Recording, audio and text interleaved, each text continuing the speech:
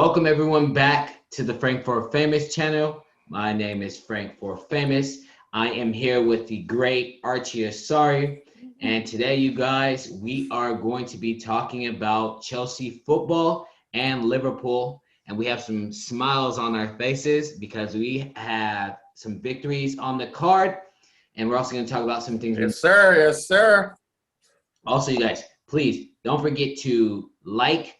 We would really appreciate it. Also, don't forget to subscribe as we're going to continue bringing you content around the football club, and you want to know what's going on, and we're going to provide you with that. So Yes, sir. we're going to talk about Chelsea versus Newcastle. All right, this was a Stamford Bridge game.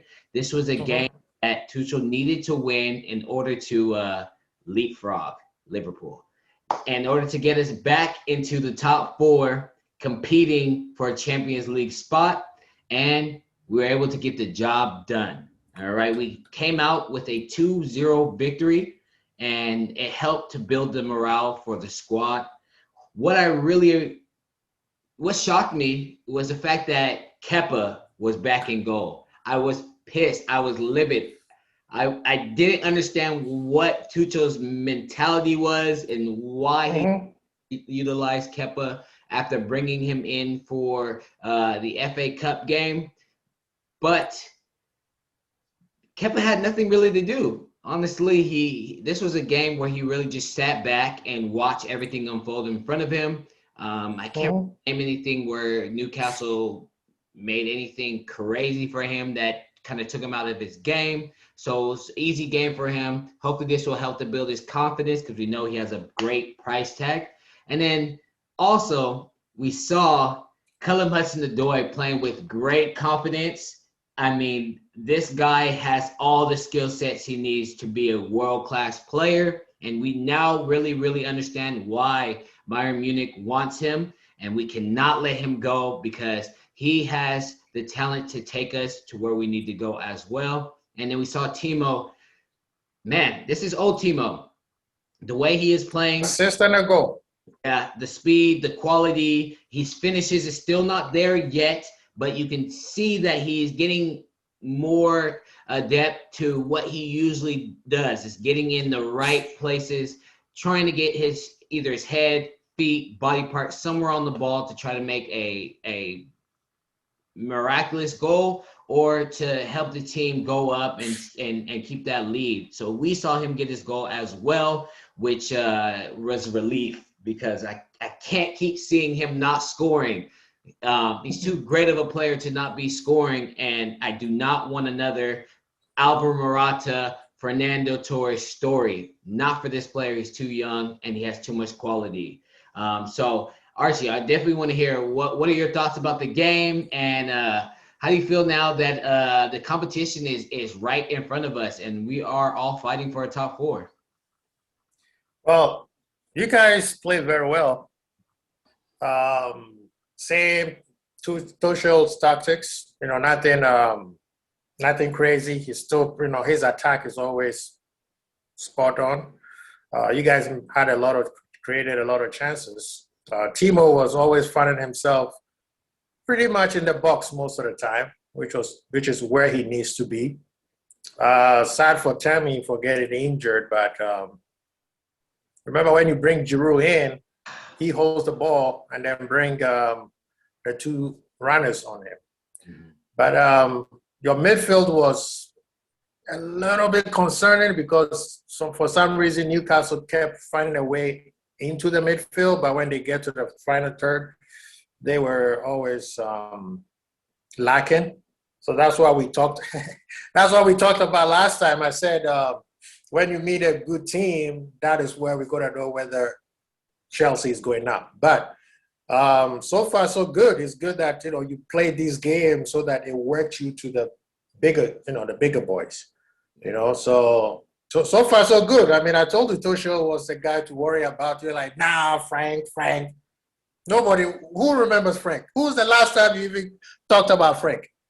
I don't want to bring up Frank as much because I know I don't want to disrespect the coach that is there. But Tuchel has a point to prove, and the only way he's going to prove that point is if he gets top. If he does not get top four, we could have kept Lampard to be in position 5, 6, and 7 if that's where we're going to end up. So I am on board with Tuchel. I see that giving every single player an opportunity to show themselves, and he's not. Everyone has a clean slate, which is really good because everyone knows now they can fight for their position, and they don't feel like whatever has happened in the background is now a detriment to them. So I'll definitely say that Tuchel has really surprised me with the teams that he's been selecting, but I heard about it. He's well known for switching it up, and we're seeing it right now. And I'm hoping that that's not going to cause any type of turmoil for these big money signings that are no longer playing,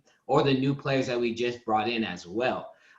So the biggest thing is winning. Well, at the end of the day. Yeah, right now, as long as you're winning, everybody's going to keep quiet. Yeah. And remember, I think we have Euros this summer, right? You said? We have the Euros coming up this summer. Yeah.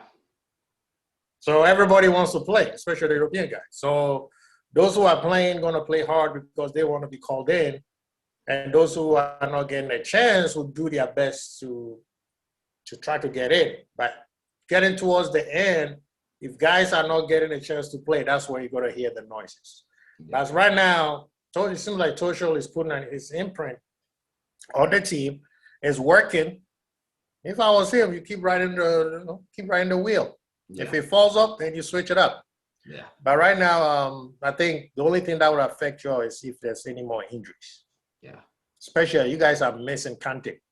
Yeah. Big time. Yeah. You know. I mean, he's back now. He did get opportunity to play towards the second half, which is good to get him a run. And I kind of like that he's resting Kante a little bit more because Frank Lampard was utilizing him a lot. And too much. Saw a lot of injuries coming from that because he only knows one speed, and that's all over the place. Kante doesn't. I do 50%. He's at 100% speed all the time. And with Kovacic, personally, I think there's two of them.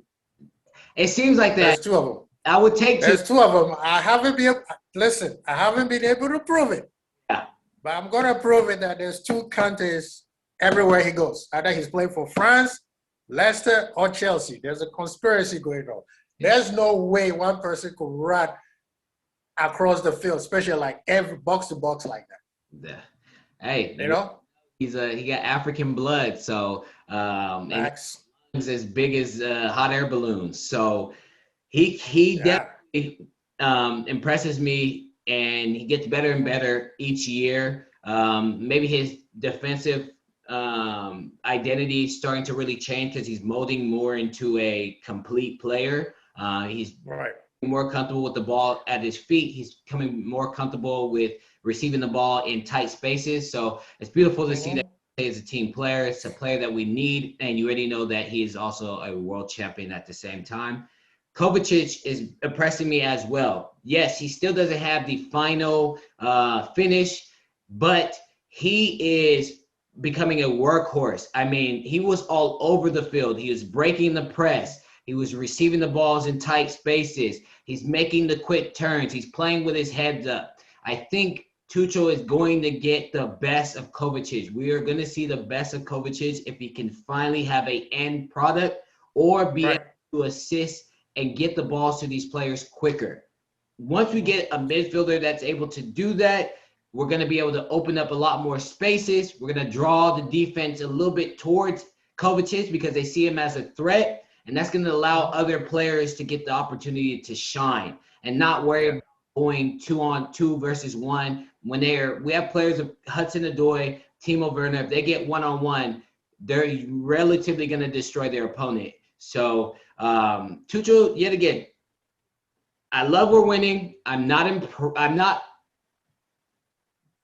happy, but I'm not impressed yet because I'm still seeing us not putting enough goals in the back of the net. That worries me because these teams that we are playing that are in the lower leagues, we should be washing our hands clean by the first half. 3-4 goals. Let's call the second half a wash and let's just get through the game. But we make one goal, possibly make 2 goals, and we're struggling. The first half was great display. Second half was pretty poor because you could see begin to defend a lot more. And it's like, where was the intensity at the first half? Why does that decrease towards the end? So those are the signs that kind of worry me. But at the same time, we are coming out with clean sheet. But look at it this way, though. This is not his team. He's just trying to figure out a system that will work for the guys that are there right now. Because honestly, your team is unbalanced. Yeah. You know, the older guys are in positions that they're not supposed to be. And then the younger guys are also in the position that they're not supposed to be. So the team is, you know, either you have a very strong defense or you have a very strong offense. But the formation he's playing right now works against the smaller teams per se. But when you meet with the big guys, your midfield is too wide open. Going forward is fine, but once a team hits you on a counterattack, that's going to be a problem. So, I mean, right now, he could only keep using the tactics that is working for him, and I think he should continue doing it until he meets a bigger team. I mean, you guys have Man U on the horizon.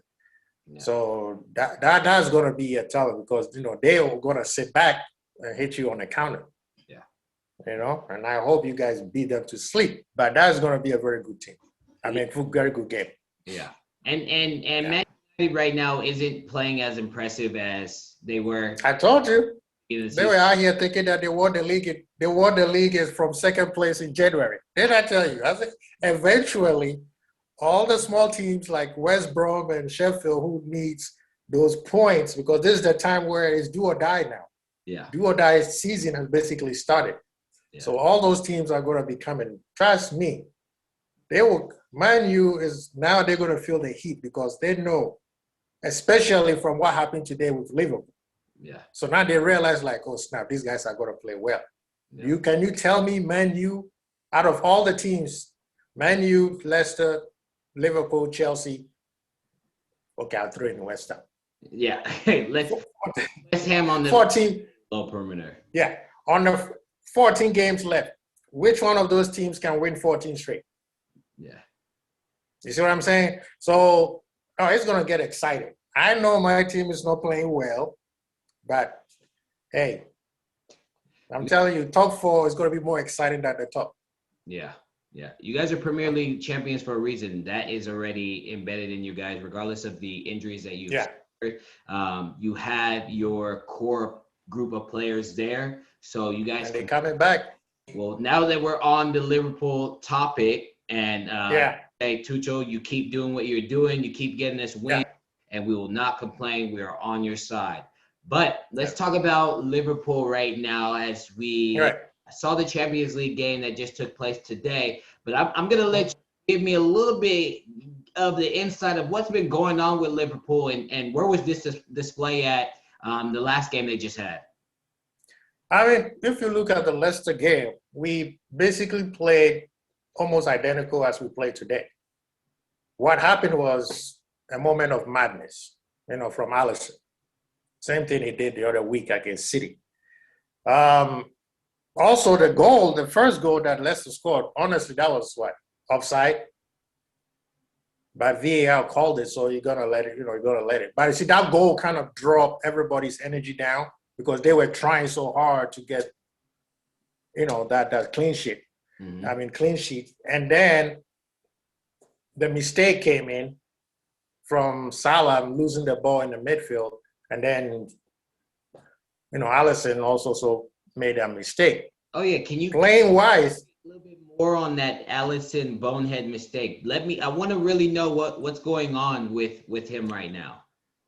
So against City, he was ill. He's not COVID, but he was sick. Uh-huh. But still, you know, that City mistakes is still in his head. He's a goalie. Unless he does something spectacular, it's not going to leave his system yet. But the reason why I think it goes both ways. Normally, the center backs already know him. He's a sweeper goalie, just like Nunez, right? Kabak just got there. He doesn't know that the goalie is going to come out. Now, the question is, did he talk to the center back or he just came out? And I'm pretty sure if Mate, Gomez were there, they know Alisson is coming out. Mm-hmm. So they'll get out of the way and have him clear the ball. Kabak also doing what the center back's supposed to do. The ball is coming at me. I need to defend it. He didn't know the goalie was coming out. And then, Alisson cleared it. You could tell Alisson got there before he did. When he cleared the ball, he hit him and then he went the other way. So it was a miscommunication. Alisson is not doing well with his feet since the Chelsea game, so it's just like we said, bonehead mistake. He's going through it. The guy have saved us a lot, but still, that's not an excuse. Yeah. So, but then when you talk about today's game, just like last time when I had my mini rant, when you asked me what do you think Klopp should do? Yeah. Exactly. Go back to the basics. Gang a press. When you get the ball, make that move, pass a move, pass a move, pass a move. Yeah. Today, look at everybody. Like the game was like the first 10 minutes, both teams were pressing each other. The midfield was compact, especially they were playing back three with 5 in the midfield. Yeah. So the midfield was real compact. So every time somebody gets the ball is getting lost, But then when Liverpool came down, when they had a great chance, but when Liverpool came down and relaxed and started moving the ball quick, and the ball was going to Thiago, and Thiago was doing what Thiago was supposed to do. When he gets the ball, Mane, Salah, Firmino, you guys need to be in front of him. So he made maybe one mistake. Yeah. But every time he gets the ball, it's a one touch. Every time he gets one touch, ball leaves his feet before the player even gets him. And then Trent also was doing the same thing, which really, really put the pressure away from because they were using his side a lot. So the ball was moving very well. The press was beautiful. The one thing that I like is second half, we pressed, but we pressed more reserved compared to the first half what we were doing where we were just going at them. The second half, we were a little bit more control.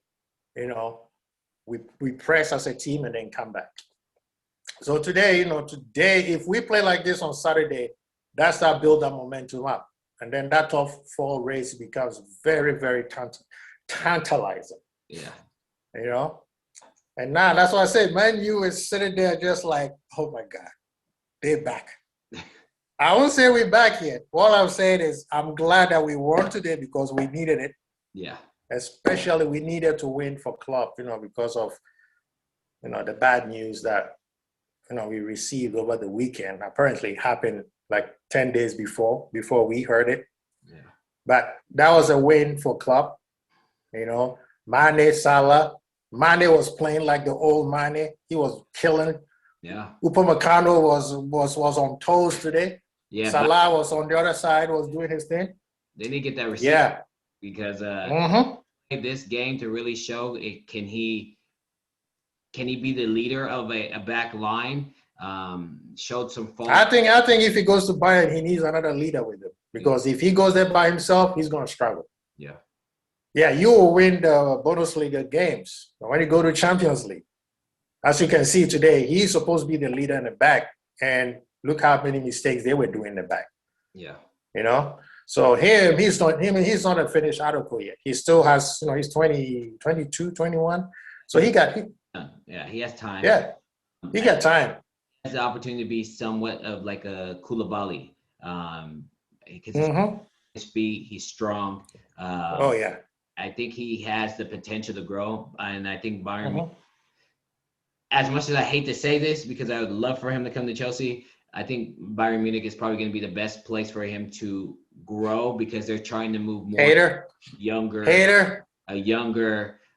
Who's the best coach? Who is the best coach to get Upamecano ready to go? And who's the best defender to learn from? He didn't think properly. Yeah, I mean, he could have went to Atletico Madrid. Atletico Madrid, if you look at this. Atletico Madrid back in the day, right? When they had Godin and what's his name? I forgot his name. Those guys were one-on-one defenders, solid. Yeah. We don't make them anymore. That's why they were struggling earlier when Simone was hard for Simone to figure out, okay, what's going on. So now what he's doing is they defend as a team more than what they used to do back in the day. Yeah, back in the day, they did as a team. Yeah. But when you catch somebody by themselves, you're still not going to pass it. Mm-hmm. So now he's doing it more as a team, and they're even more attacking more, which is helping them not defend that much. Yeah. Yes, it'll help him. But if he wants to be a world class that level, he needs to learn the tactical part, not just being a big, because the way he is, he's not a one-on-one defender. Yeah. He's more of a Van Dijk, Rio Ferdinand type of defenders where they got the whole package. Yeah. You know, if you make him just a one-on-one defender, his ball control, like you said, the guy can dribble, the guy can run with the ball. Yeah. You know, he can shoot, he can pass. So player like that, you have to develop him properly. Yes, he will learn in Bayern. But what I'm saying is he's not going to get enough competition in Bundesliga. Yeah. If he goes to Chelsea, look at the teams that's going to come at him. Yeah. I mean, look at Diaz. Who knew Diaz? I mean, wait, coming from what, Porto? And all of a sudden he's basically one of the best, if not the best defender in the Premier League right now. He's probably the best. If I would say Fabinho is the best center back, but he's not a center back. He's just a makeup. So is Henderson. But if you talk about a real center back, no, I don't see anybody out there. No. You know, even Laporte. He got Laporte sit on the bench. Yeah. Him and Stones. And he has John Stones. Laporte was supposed to, yeah. Better. Exactly. I mean, Laporte was supposed to be the Van Dijk number 2. Mm-hmm. And he can get, even him can get again. Yeah. You know, so I would have preferred to see him in the Premier because I'm selfish. But he would do very well in Bayern. I'm not going to lie. I mean, like you said, him going to Bayern it hurts. Yeah. But he has a lot to learn. And I hope they get, you know, if Ramos is going to stay there 1 or 2 more years, then he's in good hands. Yeah. Because Boateng, he's the same player as Boateng. Yeah. You know what I mean? But Liverpool, Saturday will tell us, I believe Saturday will tell us where our trajectory is going to be, if we're going to make it top 4. Because, I mean, I don't want to bring this, but did you see the future Liverpool player take the mantle from the boy Messi? Oh, you talking about Mbappe just turning? I didn't mention any names. I'm just saying. Did you see the future Liverpool player took the baton from Messi? Themselves. Messi is the past, and Mbappe is the future. So. Sorry. Nike. Woo! Well, so we smart as well. So no, he wants to wear red. He wants to wear red because, you know, there's a guy named Jurgen. Yeah. You know, there's a guy named Jurgen who's gonna make him a complete player, because as good as the man that I'm not gonna mention his name is, he's not ready yet. He's not done. Like, there's so many things he needs to learn, and there's no coaches who could teach him right now. Tuchel couldn't do it because Tuchel was like, I'm not going to mess up the apple cart. I just need to focus to manage him properly. Yeah. Poch, you can see Poch is working it. Yeah. And that's why I always like Poch, because Poch, he doesn't care how big you are. He will work with you, and he's a player's coach. Yeah. He comes to Liverpool, player's coach. He goes to City, player's coach. I mean, that one is a little bit different type of player coach. Yeah. But if he goes to City, goes to Liverpool, he's going to be in great hands for him to transition to, at the end of the day, he's going to end up in Madrid. Yeah. Yeah. You know what I mean? Yeah. But before he goes there, he got a lot to learn. He got a whole lot to learn, because right now he's just an unpolished diamond. Yeah. You know what I mean? He's just an unpolished diamond, but the guy is going to be something.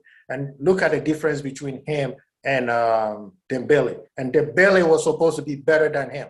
Yeah, but Dembele had way too many injuries. He's too brittle. I mean, it's one of those where he had the chance to take off, but he didn't take care of his body like he should be. I definitely see Dembele put a little bit more muscle on. I wanted to see him, the things he could have done to really take off from here. Mm-hmm. it was more important for him to sit in front of his Xbox and be playing video games than it was for him to becoming better on the field. That's why he's one of He the. should have. It's a mental thing. No, it's not just a mental thing because look, you have to stay fit. Yeah. I don't care how good you are. If you're not fit, you can't play. Yeah. I mean, we have a player named Kader. He's good, great, but he can't play. I like to call him. But the thing with Kate, what's up? I like to call him Mr. Glass. The thing with Keita is just he like you said, he is Mr. Glass. He's trying, it's just his body cannot cope. Yeah. Just like Mate. Yeah. The thing with Dembele is he doesn't take the game seriously. He got so much talent. It comes easy to him that he's bored. I'm not going to say he's lazy. He is bored. Nobody could challenge him. Yeah. When he went to Barca, yes, he was messy. But the thing is, he didn't have the players who could pull him around, be like, dog, get your behind to the floor to practice. Yeah. You know what Barcelona did was not put somebody who was strong enough and said, dude, if he doesn't show up to practice, go to his house, drag him by the scruff of his neck, and bring him to practice. Yeah. He didn't have that coach. Yeah. If Dembele went to Barca when Pep was there, oh my Lord. Mm-hmm. And he should have never left Dortmund that early. He should have at least stayed 1 or 2 more years. Yeah. Just like Sancho did. Yeah. The same thing with Pulisic. Pulisic, them two, same type of players. Yeah. Yeah. But it's sad because I really wanted to see Dembele and Mbappe where they were going. Yeah. He rushed, and I'm glad.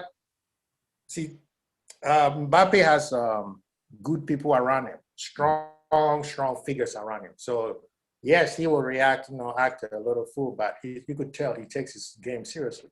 Yeah. And let me ask you this. Do you want to see Mbappe with Neymar or Mbappe without? Or Mbappe with who? Neymar. Or Mbappe with who else? Without Neymar. I want to see Mbappe without Neymar. The reason why I want to see him without Neymar is because Mbappe has the skill set to be built, the team built around him. That's true. Because when I watch him play, I can't stop thinking about Thierry Henry. It's like I tell you of him. The fact he received the ball and so quick in his tight spaces that he can move the ball half a centimeter away from the defender and be able to hit it. The defender is still wondering where the player went. What happened? And that's what Thierry Henry used to do. He used to do these miraculous goals, which look so difficult to but makes it so easy. And his speed and his awareness and the fact that he's so comfortable in front of goal and he's still young, the world is at his feet. And that's why I'm saying he needs a strong coach. Like, yes, Poch will help him. Yeah. But the problem with PSG is there's a culture over there that doesn't help him. He needs to come into a place where, yes, you are the top dog, but guess what? Henderson is not going to make you mess around. He's going to yell at you. Yeah. If you go to City, Fernandino is not going to be out here thinking that you are Mbappe. So what? They're going to be in your face. Mm-hmm. He needs that right now because, remember, Ronaldo had that. That's why I'm so great when he went to Madrid. Yeah. Was when he was in Man U, he had all these strong personalities around him where, he was dribbling, doing all these fancy tricks. When he messed up, they were in his face. And he had Alex Ferguson. Yeah. You see what I mean? PSG, he doesn't have that. The person that he had was your boy, Thiago. Yeah. And now he's in Chelsea. Yeah. So Mbappe, for him to move to the next level, because like you said, he's an Henry right now. His next level is R9. Yeah. So if he gets a coach who's going to don't change his game, just polish him a little bit. Dude, that one, I would be scared. That would be so scary. That would be so scary to look because the guy got speed. He worked, you saw his first goal, close quarters. Yeah. And right now everybody's like, oh, he's just a speed merchant. He kicks the ball and then chases it. No. It's not his fault. He's just fast. No. But That's if he get that's, right, that's and if he get and if he gets the right team around him, where he goes to a place where yes, you are the top dog, but still you are you could still be on the bench and we're gonna win the game. mm-hmm. Trust me, he's gonna be, he's gonna be something else. And I want. That's why I say I agree with you with the without Neymar thing, because I'm glad that he's playing, because now everything is on him. He's taking responsibility on this. Yeah, during the league games, he doesn't play that well. But Champions, when the bright lights are on, He shows like up. today, he was oof. Yeah. Yeah. Well, But yeah, Nike. um, Um, sorry, as we're closing out, I want to know yeah. what you think the Merseyside Derby, Everton. Whew. What should we be expecting for that goal line? Let our viewers know. I want to see what the viewers think as well. Well, the good thing is Klopp is not going to change anything. He's going to keep the same lineup he started today. And the good thing is, you saw Kabak today. He was calm, cool, collected. Mm-hmm. Now they've talked to him. He had a few practice, so he knows what's going on. Henderson is basically going to play center back till the end of the season. I don't care what anybody says. Yeah. Now we're hoping that Fabinho will be there. If Fabinho comes in, you slot him into the midfield. Now you get a feel of Liverpool old team coming back. Yeah. Everton, they are hit or miss. But when it comes to a derby, form is out of the, so it's going to be a very entertaining game, and it's at Anfield. Yeah. And right now, Liverpool have tested some, not just win the game, they tested a 90-minute good performance win. Yeah. That's why I say the game against Everton is going to be where it's going to tell where Liverpool trajectory is going to be this year. Yeah. Because and you heard that owners wrote a letter to Klopp today. He said they apologized for the lineup that, for the team they have. Like I said, all of them were at fault. Yeah. The gamble was too much. Yeah. So let's hope, and I guarantee you, if they make, or we know we make top 4, y'all gonna be so worried about Liverpool next year because VVD's back. Yeah, we're gonna bring some new guys in. I don't want to start any rumors, but hashtag. What is going to be Everton, Liverpool? What are we looking at for the score line? Every time I brought up a scoreline, we lost. So I'm gonna shut up. Hey, come on! Give the viewers something. Give them something to. We need a win. I'm not going to give a scoreline, but we need a win. Right now, Liverpool needs to win 10 straight games. Okay. So you guys are hearing it now. He's not going to try and jinx his team. So he's going to tell you guys that the win, of course, is something they're going to need. So I want you viewers to let me know what you think is going to be for that Merseyside Derby. This is going to be a big game because we know Liverpool's going to need to continue to fight. Chelsea's going to be playing at Southampton as well. And this is a victory we're going to stay on pace as we're hoping that the rest of the teams above us, regardless if Man City. It's going to be a good game. We're going to need them to lose as well. All right? We want the team to come on here. Wait, who needs to lose? Who needs to lose? You said a team needs to lose. I didn't hear which part. You say Southampton or Everton? Teams above us need to lose. Other than is not going to be able to lose. I think Man City is really they've taken that full toll. The league is theirs. They play Arsenal. I mean, Arsenal is on the run, but Arsenal tends to play against the stronger teams, and they show their true colors. So we'll see if they're going to be able to stick to Aubameyang playing lights out. Can you imagine if Arsenal beat City? Oh my Lord! They will win the league. If Arsenal beats City, Arsenal's winning the league. Never. All right, you guys. I want to thank you guys for tuning in. Frank for Famous. Thank you. Archie here. We're going to be providing you guys with more information after our teams have played. and we are hoping for that victory. So stay tuned, you guys. And we're gonna subscribe, guys. Like. All right, Archie, I appreciate you. Yes, sir. Thank you.